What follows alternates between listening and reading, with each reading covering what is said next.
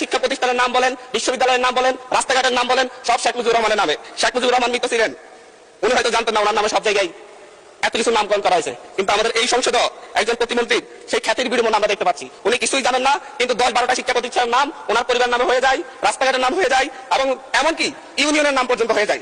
সীমান্ত হত্যা নিয়ে ভারতের দালালি যেভাবে হচ্ছে, ভারতের দালালি যেভাবে আওয়ামী সরকার করতো, ফ্যাসিবাদী সরকার করতো, ঠিক একইভাবে আমাদের এই সংসদের বিভিন্ন মন্ত্রীরাও একই ধরনের ভারতীয় ভাষায় কথা বলে। এবং ফ্যাসিবাদী স্বরাষ্ট্রমন্ত্রী যেভাবে বক্তব্য দিতেন, আমাদের স্বরাষ্ট্রমন্ত্রী সে একইভাবে বক্তব্য দিচ্ছেন যে মাননীয় স্পিকার, সকল সীমান্ত হত্যাকে সীমান্ত হত্যা বলা যাবে না।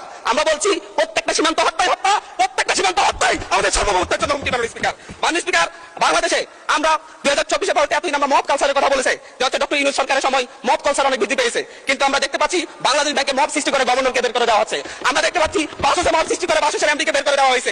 এখানে প্রেমজনিত একটা শিবির নেতার ব্যাপারে আমরা এখানে বিবৃতি দিতে দেখেছি। কিন্তু মাননীয় স্পিকার, আমরা ওনার নিজ আসনে ডাকাতির পরে মা মেয়েকে যে দর্শনের ঘটনা করছে সেটার বিবৃতি আমরা এই সংসদে দেখি না। মাননীয় স্পিকার, আমাদের মাননীয় প্রধানমন্ত্রী আজকে এখানে নেই।